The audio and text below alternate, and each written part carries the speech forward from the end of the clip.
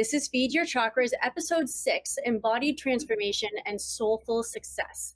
And today I'm joined by the luminous Didi Verg, she's a sought-after transformation mentor, intuitive guide, the embodiment queen who empowers visionary women to activate their fullest expression, and she is known as the quantum hypnotist. She embraces her spiritual gifts and leads with a magnetic authenticity you are going to see for yourself. And with over 20 years of experience of blending neuroscience, energy work, and deep soul coaching, Didi guides change makers, creators, and conscious leaders into alignment and in touch with their true essence. So I'm so honored to have her here today. Today, we're also going to explore what it means to live from your soul rather than from strategy, and how embodiment is the gateway to your power, your pleasure, and your purpose. And we're also going to talk a little bit about the difference between chasing success and receiving your next level self, and how to reclaim your energy boundaries and voice in a world that tries to keep you small. So whether you're curled up with a tea or commuting through the matrix or anchoring into your afternoon ritual, this episode is your portal to self-remembrance, soul alignment, and sacred power. Thank you so much, Didi, for joining us. It's truly an honor. Thank you for having me, Angela. That was quite the introduction. You're quite but the woman. It's everything I'm about, so. It is.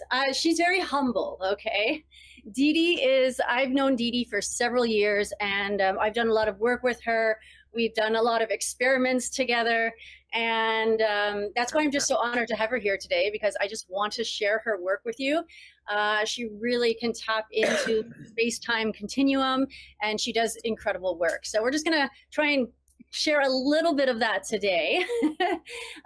So let's just start with mind meets mystery. So since you work with the unconscious, the third eye, and even the quantum field, can you give someone who's new to all of these concepts how you would explain the connection between the unconscious and the quantum? Okay, so let's explain the unconscious for those who are unfamiliar with what that may mean. Yes, and not the subconscious. Yeah. So what our unconscious is 97% of our behaviors and our actions are driven or come from our unconscious programming. And our unconscious programming occurs from the time we're a baby up until about 7 years old, before we have formed our critical thinking skills. So so if you tell like a 5-year-old, like, hey, there's a purple dragon outside with pink polka dots and he's waiting to take you to lunch, they will not question that at all, because they don't have critical thinking abilities as of yet. That occurs at around age 7 or 8. So everything that is said, the way parents act, the way parents, teachers, relatives, and friends act, they absorb like a sponge, and it becomes their belief system and the way they're running their patterns with their mind. Okay, so what I mean by patterns are like, how do you handle stress? Well, my mother was extremely reactive, and she would just fly off the handle and yell. Well, what's going to happen is that's the only way that you are modeling or have been taught how to deal with stress. So automatically, until you get conscious control or you remove that unconscious block, that is how you are going to respond to stress. So people aren't inherently bad, or they don't mean harm. They're just running some bad programming that they've learned as a kid that they have yet to uncover and to change. Mm-hmm. That's interesting. You know, it's kind of funny when you're saying that with the 5-year-old. I was walking down the street yesterday and I was wearing a Superman sweater. And this little girl got so excited because she thought it was a superhero. It was so funny. So it just reminded me of that. And then her mom's like, no, that's just a girl. I was like, no, I am a superhero. What are you talking about? Okay. So you've opened your own third eye. Was there a pivotal moment in your life that triggered that? And did that change the way that you now see reality? Okay, so when you talk about third eye, I would label that as our intuitive capabilities, which we're all born with. Some people are born with gifts that far exceed others. So for example, I have friends that they can see earthbound spirit, or they can talk to spirits that have crossed over, or they can read tea leaves or coffee cup or tarot cards, and they can be spot on, or they can remote view a person or a situation, and this is more natural to them. Mine was something thank God I cued into from when I was very young, because we all have it. I just don't have it in spades like those people.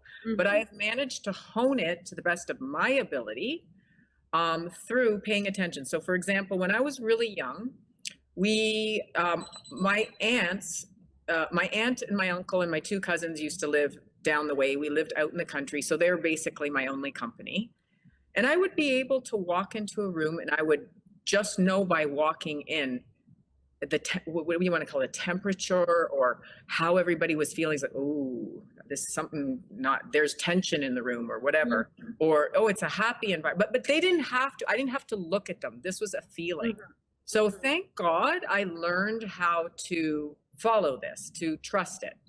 The second thing is that everybody's experienced this, where you think of somebody and maybe you haven't spoken to them in a year and all of a sudden they call the next day. Well, I started paying attention to that too. And I started learning, this is so interesting. Like either I call it, they're pinging me or I'm pinging them. We're thinking of one another. We're thinking of reaching out. So either I'm sending that like thing through space time, which is instant. I'm sending that like psychic memo out and they're picking up on it. And one of us is taking action first. But one of the most profound things was when I was traveling overseas, I'd met a man. And I got home and I said, I'm going to get a letter in the mail. And I got a letter in the mail that day. And I'd never received a letter from him. It was 3 months later. And I thought, this is really fascinating. Like, we know things. We are tapping into that time-space continuum, the access to all conscious knowledge. I would dream the future. So in the late morning hours, just before we wake up, I would kind of have like a little mini dreamlets. And the reason I knew it was true is the real unusual stuff. So for example, one day I dreamt that there was a plane landing on a building. And I'm like, oh, that's interesting. There's a plane landing on a small plane landing on a skyscraper. And then you turn on the news that day and they're like, breaking news, this a plane had to make an emergency landing on a New York skyscraper. And I'm like, okay, I know it's real. So I always pay attention to it, except when we're running a limiting belief. So again, let me tell you, I'll use myself as an example. So I had some issues around money and, oh, it can't be that easy, blah, blah, blah, blah. So I would sabotage myself every time it was easy to make money. And I would make sure, like unconsciously, that it didn't happen. So what happened was I had invested in some stocks that came from a good tip, from a good source. And I'm sitting on the couch one day and clear as a bell, I hear in my ear, I'm not going to say the name of the stock. I'll make up a name. Okay. So sell LCT. And I'm reading a book and I'm like, the heck was that? And then sell LCT. I hear a voice. And I'm going, and I'm looking to see, did I read something that triggered what this stock was about? Like something had to trigger this. To me, it wasn't possible that I could get a voice in my head. And it's like, sell LTC. And it's urgent, right? And I'm going, what is this voice? Where is it coming from? I started to argue with the voice. Angela, I'm not kidding you. I'm like, who is this? What is this? I'm not going to sell LCT. And you know what's the stupidity? Like, sorry, I don't want to call it stupidity. You didn't trust your intuition. Well, I didn't even think that level of intuition was possible to begin with. But my money mindset, it was like, yeah, this can't be possible. Because again, that's too easy that I could get a message to tell me to sell this stock, right?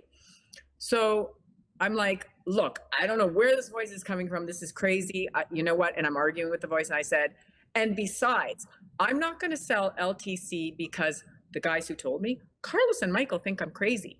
So I was more worried about what my friends would think about me all of a sudden up and selling this stock. Well, the front page, when we had newspapers back then, it made the front page of the Financial Times.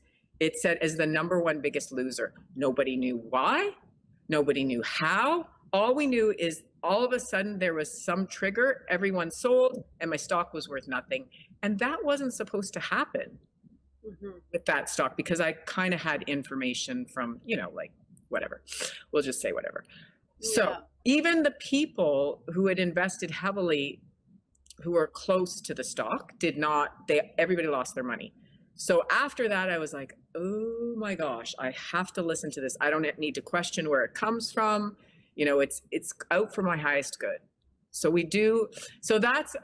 it's a matter of paying attention to it. If you're not born with a gift where you can actually see beings from the other side, or where you see that someone's going to die before it happens, you can develop it. And for most of my clients, I always run them, their very first session is always I show them how to tap into their intuitive advisor, I call it, your intuitive advisor, which is your higher self, how to tap into that. And the problem is that most of us do not listen to it. We question it, like I did. It's 111. 111. Yay! Make a wish. My wish is that this Don't tell us. beautiful soul that is interviewing me have all the success in the world, because she's brilliant. Aw, thank you. You're welcome. Okay, so I think what you're describing is like you heard the voice and you get all these downloads. There's a few different intuitive gifts. Clairvoyance, they actually kind of go with our senses: clairvoyance, clairaudience, clairsentience, claircognizance, clairgustance is when you taste something, clairtangency is when you feel something, and clairalliance. And so those are kind of it. But since you mentioned that you had a dream, I was just curious, because I believe that we're the creators of our reality. What do you think the role of dreams, imagination, and visualization play in that? Okay, so our dreams are sources of guidance for us. If they're not visions of the future, because I've had that too, and they've come true, like absolute visions. And again, it's only because I pay attention. I'm not one of those extraordinarily gifted people, but you can develop it and tap into it and hone it, okay? So, but dreams most often will come in a symbolic form or symbolic message. They're not like straight out like, hey, this person's bad for you, or it'll come like again, I'll use myself as an example. So I didn't have good boundaries a long time ago. So it was so interesting. This dream was so profound at the time because I was very, very ill. And my cousin, who was 28 years old, who had passed on from an aneurysm, it's the only time he's ever communicated with me. He showed me on a motorcycle, and I'm driving a motor, like slowly. It's like, just like going at maybe 5 kilometers an hour. And then he piled a person on, and then he piled another person on. Then he piled another person on, and he piled another person on. And it's very symbolic that like, I'm trying to carry too many people. I wanted to help the world. I didn't have good boundaries. I was taking on everybody's stuff. And I've never been depressed in my life, but that dream and the realization of why I had become so ill at that time in my life was because I didn't have good boundaries, because I had to help. I had to drop everything for everybody else all the time.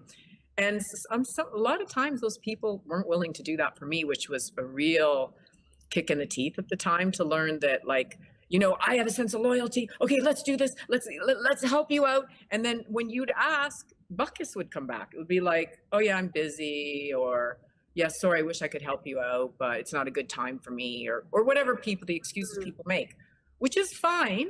You never give with conditions on it, but it was just a hard lesson to me that eventually caused me to be ill for about 10 years. So when I had that dream of the piling on, and then the motorcycle it couldn't move. The tires couldn't move. It was too heavy. Carrying all this weight that wasn't even yours. Symbolic. It's always symbolic. It comes in, but if you tune into the symbology of it, and that dream left me just totally depressed for 3 days. I remember I was like, it just hit me so hard at the time, because it was a realization. Wow. And dreams, sometimes the feeling we're left with is so powerful. So always feel the feeling, because it's the feeling that's going to tell you what the dream's about. And the feeling was like, whoosh, I've been hit by a truck, like, and also when someone you love comes through and gives you a message, it's very, yeah, especially someone that's passed over. And someone who's deeply, I'm just going to cry. Aww. So it's all right. Okay. Well, it was my cousin who was my best friend growing up. So when he came through and gave me that message, I was so honored that he cared. Of course he cares. Yeah. Sorry. Wow. What a coincidence. Kleenex goes by. Feel it. You got to feel it to heal it. Okay. So let's move right. on to the next question. Thank you. Sorry about that, everybody. No, apologies. I love a good cry. Okay. So since you're talking about dreams and trusting your intuition, some people say trust your gut, trust your guides, follow your heart, follow your dreams. Yeah. Others point to the third eye. How do we know which inner voice is speaking and when? Okay, so the gut happens to have more neuroreceptors in it than almost any part in our body, along with the heart. Okay. The heart, yeah, I think the heart actually the most, but the gut. Yeah, it may be the heart. It's been so long. I read books on this from Heart Math 30 years ago. The heart math is the most fascinating. So in order to get in touch with your intuitive self, there's a simple process. It's called getting into a state of love, gratitude, or joy. And Heart Math will teach you all this. So what that does is opens up your heart to communication, right? To receiving. So it does that through creating coherence or balance in our entire system. So everybody's had the experience of being stressed or wigged out, and they're like, oh, and the thoughts are bouncing in, and there's no clarity because your head's arguing with your heart. Your heart is giving you this feeling like, oh, maybe walk away from this great job opportunity. And you're like, your head's going, but why would I? It's the best opportunity I've ever had. And then later on, you find out like your boss is a psychopath and you end up leaving anyway, right? So sometimes our head and our heart get discombobulated. But the way to get the truest, clearest answer is to go into a state of love, gratitude, or joy, because what that does is it puts all of your nervous system, your brain, and all of your organs into a perfect alignment or harmony or coherence. So from that place, you're not making a reactive decision. What you're doing is you're receiving information and you're choosing the best response possible. So it's important that we like peel ourselves off the ceiling. And I'm happy to give a couple techniques that will also like discharge like these, I call them disempowering emotions, because anxiety is not a bad thing if it's motivating you. Or it's just, are they empowering at the time or are they disempowering at the time? Yeah, well, actually, that's what I wanted to ask you. What would you recommend, like a quick practice for people who have these limiting beliefs or negative self-talk or unconscious patterns? Like, what would that look like? What would you recommend? Okay, so I'll give you, so the number one thing I spoke about was just putting on some kind of gratitude meditation, and then you ask the question deep down in your heart. Okay, so what's a better, more effective way to handle this? Okay. So I always recommend guided meditations because they, you know, then you can be objective. You don't, or pardon me, if someone's guiding you and they're answering the questions, you can be completely inside and subjective. But sometimes when you're listening to a guided meditation, if that's all you have, like you're asking yourself the question and you're waiting for the answer too. The answer, just think of the answer bubbling up. It bubbles up like a little spring. It's just going to bubble up and it's going to be a voice or a feeling or a symbol or something like that. Okay. So there's that. Number one is putting on some kind of guided visualization for gratitude. If, for example, you have constant anxiety, okay, that's the anxiety. We'll talk about that in a moment. That's coming from a past belief, trauma, or experience, or how you learn to handle anxiety, as we mentioned when we first opened up this conversation. So, but in order to get to the clearer thinking, you're going to rate your anxiety. So what is my anxiety on a scale of 1 to 10? Something just happened. It's like, oh my God, it's a 9, I'm wigging out. And then you get that unclear feeling where the thoughts are rushing in and they're fast and a million things are bombarding and your head is fighting with your feeling, which is your heart. You got to stop that right away. So the best and fastest way, because I'm a fan of fast, I'm a hypnotist. I like to get problems dealt with quickly. I like to remove patterns and make people, you know, very consciously aware and confident, right? And install new beliefs, is to do something called bilateral brain stimulation. So what bilateral brain stimulation is a fancy word for any right-left movement, right? So I could take, let's just say this was a ball. I could just take it and go like this And all I have to do is focus on my breathing. Any right, left movement, rhythmic right, left movement will open up the midbrain, your corpus callosum. And what it will do is it will open you up to whole brain thinking. So here we have this, oh my God, oh my God, oh my God, oh my God, it's spinning around in there, and it's spinning, and it's full of emotion. So what the bilateral brain stimulation does is it discharges the emotion, opens up the brain to how do you want to respond, not being reactive. Being reactive is making silly decisions that don't work for you out of anger, frustration. That's it, I'm walking out. I'm telling my boss off or whatever. That may not be the right solution at the right time. So any right left movement. So what you do is you rate your anxiety. I'm going to use anxiety because we're in a world filled with people with anxiety. It's like, oh my God, was on a scale of 1 to 10, and feel where it is in your body. Like we have so little connection between our mind body. So most people will feel the like tightness in the chest, the shortness of breathing. So just take a moment to drop down inside your body and notice the feeling. Sometimes there's a symbol. The symbol might be like, it's a rope wrapped around and squeezing everything, or just kind of, your body has the answers. Our unconscious as mind and body like this, right? They're both connected. So you've dropped down inside and say, where am I holding that? Some people hold it, my stomach's in a knot. Okay, my stomach's in a knot and I'm like an 8 out of 10 and my mind is racing. Take your cell phone and put on a timer. This is one of the most important things because 1 minute will seem like forever, okay? So you've put on a timer, you've rated how you're feeling. Now you're just gonna take some kind of ball, a sock, an apple, anything you have at the time, and you're just gonna toss it back and forth. And all you're gonna do is you're not thinking, you're not trying to do anything. You're just taking nice rhythmic breaths and you're following that thing back and forth. I always say follow it with your eyes too, because then that's a second set of rhythmic movements, because that's what we do at night when we're working out in our REM. Our eyes go back and forth like this. It's trying to work out patterns, trying to work out situations. So you just do that for 1 minute. And then you tap down inside again and you say, okay, now what's my anxiety now? Guaranteed, it's going to drop by 40%. If not more. Very rarely has anybody, if someone's really, really distressed, sometimes they'll say, oh, it's only gone from like an 8 to a 7. Then, you know, you can do it again, or you can do it for 90 seconds.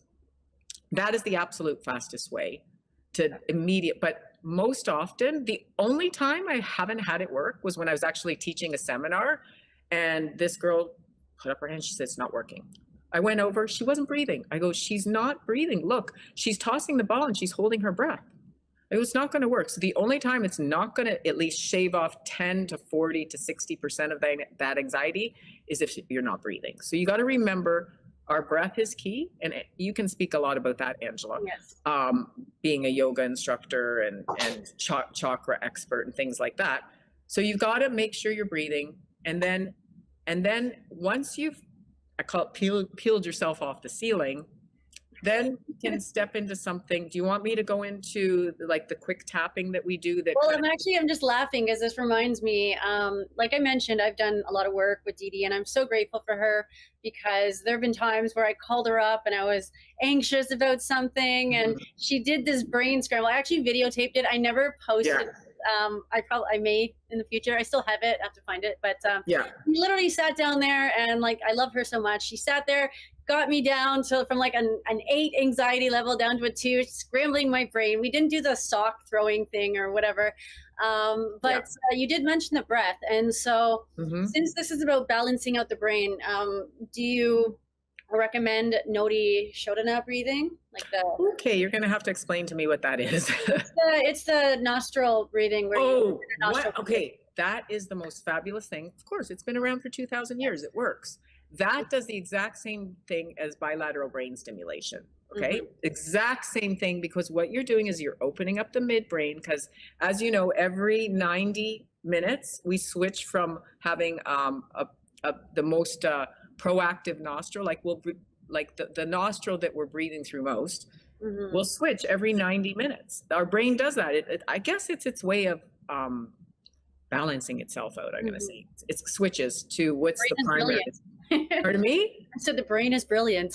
Oh, we are, listen, we are born with everything we need. The thing is, we're living in a world that discounts intuition. And It disconnects us. it disconnects us. We're not stepping on the soil. We're not grounded. We're on devices that tell us how to feel. We're not feeling, anyway. So the alternate nostril breathing is profound, absolutely profound. In fact, when I used to work with food, I had food issues. And I'm a weight loss coach because I've worked This my is one of the things we first connected on at an Eye-licious dinner. Yes. So I noticed, I was like, oh my God, like, so a craving for a certain kind of food, I'll call it unhealthy food, will just loop in the brain. I mean, it'll be enough to drive you crazy, right? You just can't go because you're visualizing it, you're tasting it, you're like jonesing so bad. You do 5 minutes of alternate nostril breathing, that craving is nullified. So the alternate nostril breathing is exactly the same as the bilateral brain stimulation, but you have to do it. You have to take the time. And sometimes we feel, even myself, so pressured, so time pressured. It's like, oh no, that's going to take 5 minutes to But how much that 5 minutes gives you, because everything else just operates so much more smoothly. Exactly. It's the law of diminishing returns. If you stay in that like frenetic state, you're spinning your wheels. It's like you might as well take the 5 minutes because you'll be effective and efficient after that. Yeah. Okay, sorry, we got us completely sidetracked there. I believe you were going to give us a little demo on tapping. Okay, so She's also done with me too. Yeah. So so when Angela talks about the brain scrambling, that's just where I have people their eyes in all different directions to it. What it does is it scrambles out the feeling. Your brain is accessing it in one point. You get the eyes moving in different directions. It's a whole process, but I'll basically tell you, by getting the person to make eye movements, you're scrambling that feeling and they can't access it. They're like, I'm like, where is it? And they're like, you can see them looking around, searching for it. Like, this is NLP, right? And I'm like, where is it? And they're like, I can't find it. Okay. But I mean, this is something you could do on your own. I like people to have things that they can do on their own. So going back to, we're made up of patterns, okay? So patterns, so we may have, we'll always use anxiety since we started on that. So somebody has learned to respond with everything with anxiety. Okay, so, but that feeling, it goes layers deep, okay? So it goes down to feeling inadequate or less than or incapable. If you learned from one of your parents to respond to anxiety in an anxious way, there's no confidence there in yourself, right? Because if you had confidence, you wouldn't have anxiety. If you knew you could handle the problem, you wouldn't have anxiety. So a quick way to do it, if you want to do it yourself, is to start with what you're feeling, the primary feeling. So, oh my God, I'm feeling out of control, like I can't handle this. So you're acknowledging the feeling by tapping on this point. But I still love and accept myself. Do you want me to do it? If you have a hard time saying love, just say, I still accept myself. Because then you're going, love and accept myself. Yeah. So it's like, oh, we did this on video too. Yeah. So, oh my God, I'm in tripping balls. I can't handle this. It's never going to work out. But I love and accept myself. Okay. So now you've acknowledged the feeling. Now you're just going to let it go. You're going to say, let it go. Okay. You're tapping on acupressure points. Let it go. Let it go. Let it go. And for those that are watching this video, you can loop this around for yourself if you need to. So let it go. Let it go. Let it go. Let it go. Let it go. Let it go. Let it go. Let it go. Let it go. Let it go. Corner of collarbone. Let it go. Let it go. You take your wrist, you wrap your hand around it. The hand that you were tapping with? Yes. And you take a deep breath in. Okay. You say peace and you close your eyes. Peace.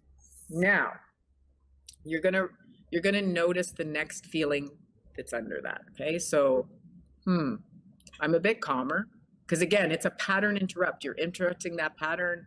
You're bringing yourself down by saying, let it go. So you're again calming yourself. I said, okay, yeah, maybe I can handle it, but I still feel overwhelmed. Okay, so even though I I still feel overwhelmed, I still feel overwhelmed. I love and accept myself. I love and accept myself. Let it go. Let it go.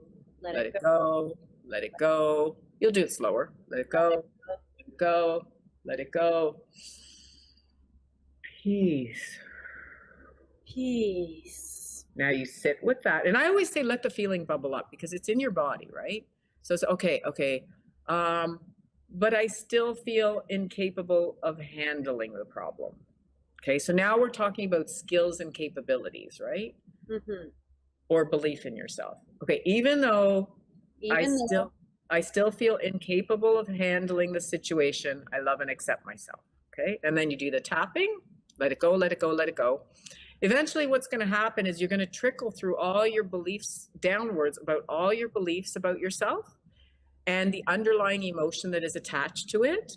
And what happens when you peel all those layers away and you're zen, then all of a sudden what's going to happen when there's nothing left anymore, you're going to be like, everything's going to be okay. You're going to close your eyes, nothing left. You've tapped it all away. You've said, let it go. And all of a sudden you're like, I can do this. Then I say, let it in, let it in, let it in, let it in, let it in, let it in. Peace. Sit with it. I've done this before. I can do this. Let it in, let it in. At some point when you fizzled out of all of the disempowering things, it flips into the positive. The things that are good and right about you, the confidence, the resources. You know, when life throws us a curveball, sometimes we have to get through it, and we find power, we find resources in us we were unaware of what we had.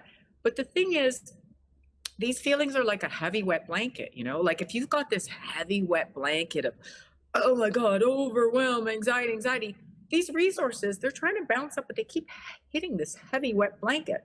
So what you got to do is you just got to peel it off through the tapping. You're going through those layers. And all of a sudden it's like, remember that time when you did this? Remember how smart you are? Remember that you got through this? Remember how, you know, and they can come up and you can utilize them.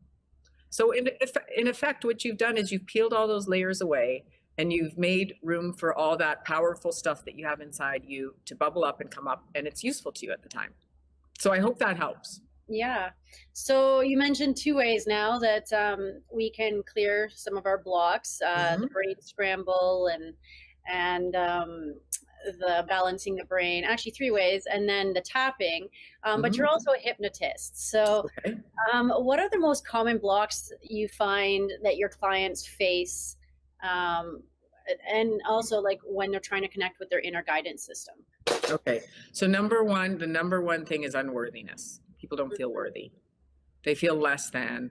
They have a voice inside themselves saying, you're this, you're that, you're no good, you know, you don't have to listen to that voice.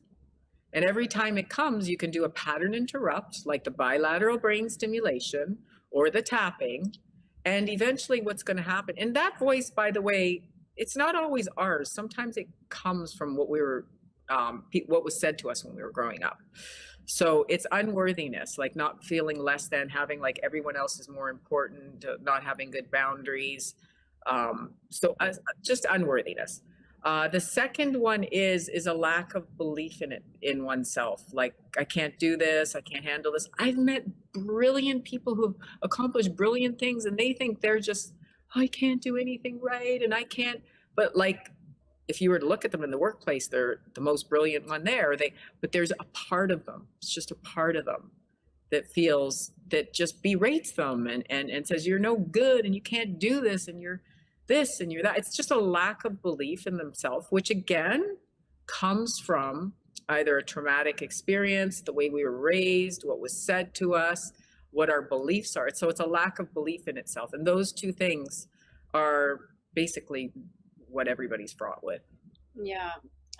So we haven't really touched too much into her hypnosis, but Didi, she specializes in weight loss, helping overcome addictions like smoking, and also helping people kind of rewrite the narrative and overcome blocks. But she's also a quantum hypnotist, which I find fascinating. So I was just wondering if we could tap into a little bit of that, into the field a little bit. In your sessions, do you ever help people access timelines or possibilities that seem way too far out to imagine, but they end up feeling? I love it. Yes, I do all the time. And it's just my most favorite thing to do. So my job as a hypnotist is to clean up the entire timeline, not to clean it up, to help you clean it up. She's a quantum janitor. Yeah, quantum janitor. Yes, I am. Actually, okay. So remember, in the beginning, we explained that we're working, let's say this is your past, okay? So we're working with our limiting beliefs, our blocks, our, you know, our unuseful behavioral patterns, okay? So we're working from here. So it's very necessary to go find out what those blocks are. So somebody will come in with a feeling is like, I get to a certain level of money, you know, I'm making $100,000, but inevitably there's this sabotage that occurs, can never get through. Okay, let's trace that back. Let's find out the belief. Let's find out the block, the limitation, whatever it is that's stopping you, okay? So we trace that back, we clear it up, we scramble it, we do whatever. We put in new programming, new healthy, updated programming, okay? So that's cleaning up your past, because this is your present. You're creating from your present. And if your past is coloring your present, you're going to act from these beliefs back here. So it's very important to clear up those, because the present is what's manifesting your future. And if you're running an unconscious pattern about I'll only ever make $100,000 because I'm not worthy, I'm incapable, I'm a loser, rich people are bad, whatever it is, you know. I remember, Angela, when I called you from Mexico? Yeah. Remember? And I said, oh my God, I was listening to this and I said, and I knew about this belief a long time ago because I'm very conscious of the earth. And I'm like, wealthy people waste resources. And I'm like, so of course, that wouldn't want me. That's a very generalized, but that wouldn't want me. Said that that made you think that. Just I know what she said, but she said I have fun or something like for life. That was what her answer was. What did I do? Okay, I can't even remember what I told myself. When you asked her what she did, she says, I choose to have fun or something like that. Oh, no. You know what it was? I said, there are a lot of conscious wealthy people out there. Oh, okay. And then I said, I walked out on the street. Remember I said, I walked out on the street and I was different. I'm like, there's lots of conscious. I threw my shoulders back. I was happy. And I said, I'm just having fun. And then didn't I find myself on a $10 million yacht 4 days after that? People who have fun for life. Just saying, like as soon as I got rid of that belief, I was invited on a $10 million yacht. No, it was 3 days. It was 3 days. And now we're here I am sailing $10 million yacht in Spain. In Mexico, actually, but still. Oh, okay. But it was just amazing. The minute you let go of a limiting belief, it's like, boom. This is what happens, because I had held that. I when I was 22, I was always been working on my wealth manifestation. Okay, I had a belief that in order for us to be rich over here, somebody needs to be poor over there. So Chinese children are working in factories so that we can receive cheap products in the US, which saves us money, which makes us richer. Okay, but that's not exactly true, because there are wealthy people everywhere. And again, it's a very generalized belief. So I got rid of that belief, but I didn't know the one about rich people waste the world's resources. Not true. A lot of conscious millionaires moving to change things. So again, that was crazy. Wasn't that crazy, Angela? Yes, it was crazy. That's where I am. Which before I would have been disgusted by. I was like, oh, look at that, we wasting gas in the water. And like, I don't know. Okay, so I just want to go back into the quantum field. You mentioned that it's kind of like a mirror. For somebody wanting to intentionally co-create with it, what would be the first step? Okay, so the first step, as we mentioned, was you got to clean up the limiting beliefs. Then, then that frees you up. Janitor. That frees you up to manifest, because now you truly believe it, right? So now you can say, okay, I'd like to have $400,000 this year income. I have no idea how I'm going to get it. Doesn't matter whether you believe it, doesn't matter. You just visualize it. You visualize it. You visualize it. You feel it. Angela knows I have a certain project with some land, and naturally I just always see it developing and coming into fruition. It's natural for me because I'm so jacked by it. Like I'm so excited by that project. Right? You have to be excited about it too, because if you don't feel it in your body, then the belief is, and I don't have blocks around it. I don't. I just enjoy it. It's my gift to humanity. So I don't have, you know, but again, it's not something I have to try to do. I just naturally, I'll tap in and I'll see us in the future, all getting along good together, growing food. Like it's a natural thing. So it should be something you can automatically see yourself doing. Now, another thing you can do is what I call, and this again, there is no such thing as time or space. We live in a quantum field where we have access to all information, all timelines at the same time. So this thing that I got into in the last couple of years, which is totally so cool, is putting people into their future. Because what happened a couple times in hypnosis, when I was first learning to do hypnosis, we do something called future pacing. We want to check the work we did. We said, I want you to see yourself now in what once would have caused the problem, but notice how you respond now. But I didn't use those words, okay? I wasn't very specific. So put yourself in the future situation where you once had anxiety. Notice how you respond to that. I would say, I want you to go into the future and see what it's like now. It was crazy. Like people would pop into a future, but it might be like 2, 3, 10 years. And it particularly happened with the young people, because I think young people are more open, like maybe 18, 17, 16. They'd be like, and I knew they were in the future because they'd say something like, I'm in a condo in Florida. And they're looking around and experiencing it. And they're like, there's a woman there and she's my wife. And so they were tapping into the future 100%. But then I started to do this deliberately. And I read some books on it and I learned a process. And what I learned was, if you don't like the future you've seen, you actually can change it in the present. And then when we revisit that future again, you have changed your timeline. You've jumped timelines. Okay, so I did this with a couple people. I'm like, wow, this is so easy. Well, I say it's easy, but it's not easy. You got to do your work.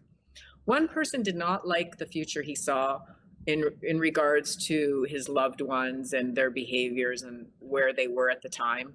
And he said, this future has shown me that I've been too permissive with them.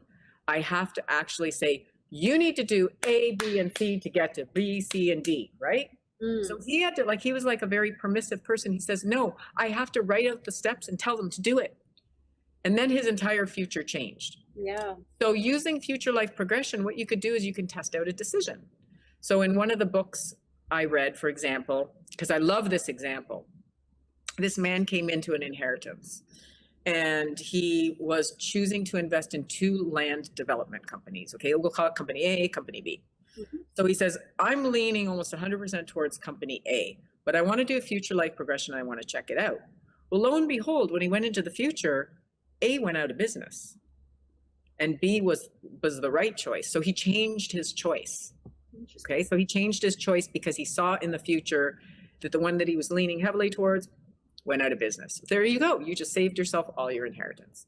The other thing you can do is you can speed up your timeline. So again, the example from this book I got. Quantum leaping. Yeah, quantum leaping. So this woman started a musical career. She said, I want to see when my music's going to be a hit and whatever. Well, in the future life progression, it took 10 years. But the hypnotist said, take all that knowledge, which is often what we do in hypnosis. We say, bring it back to the present, but use it now. So she was able to manifest her future in 1 year instead of 10 because she had the foreknowledge.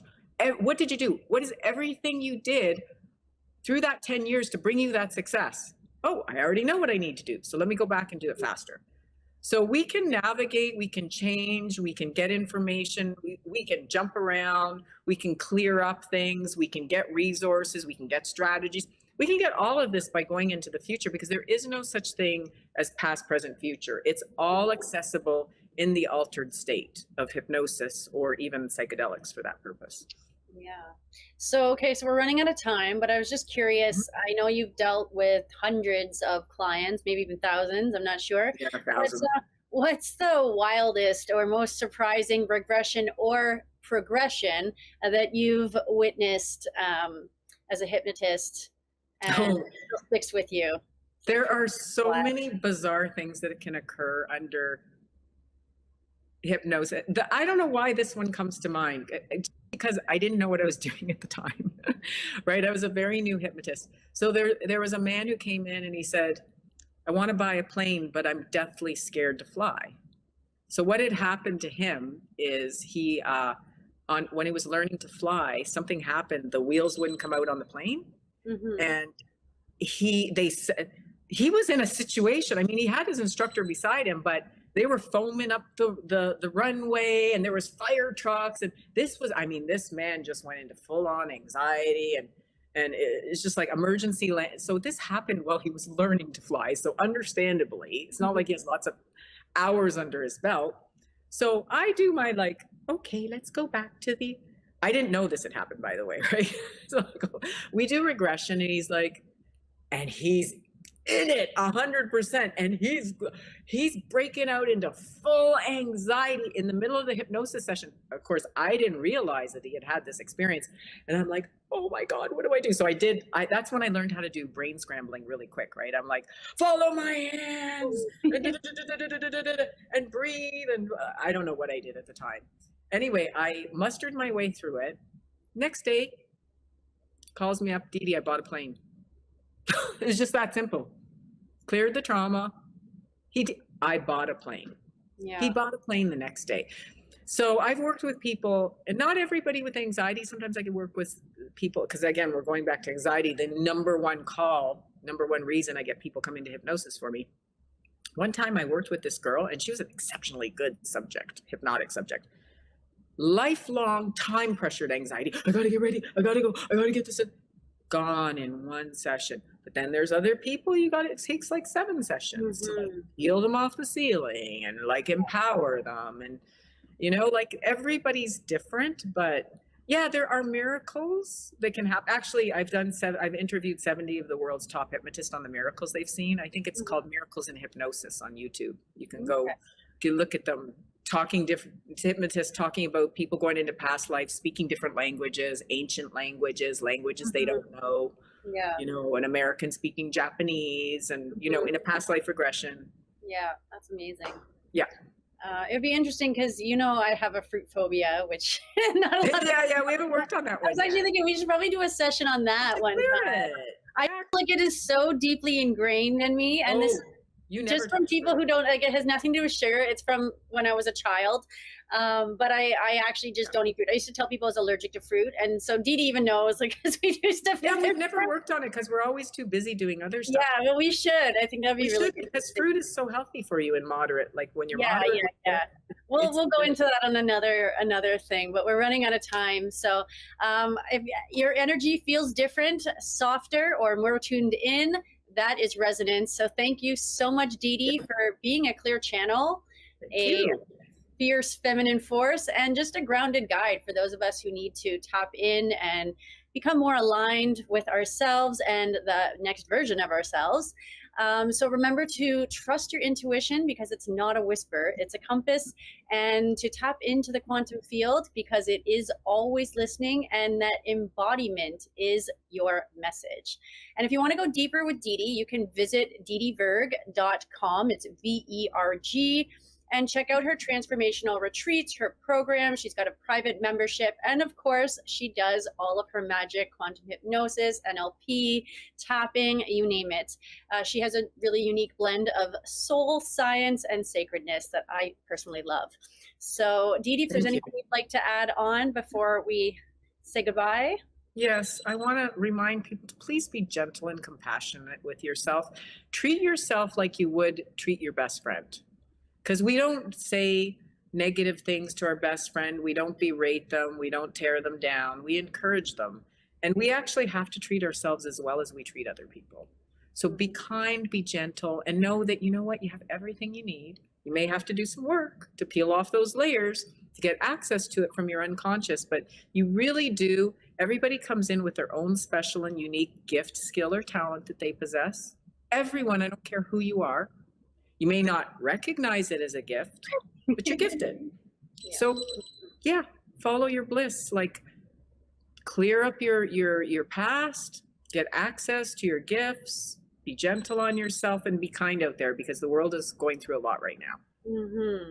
And I just want to add, I have had hypnosis with Didi too, and I love her, as you can tell, but it's so nice.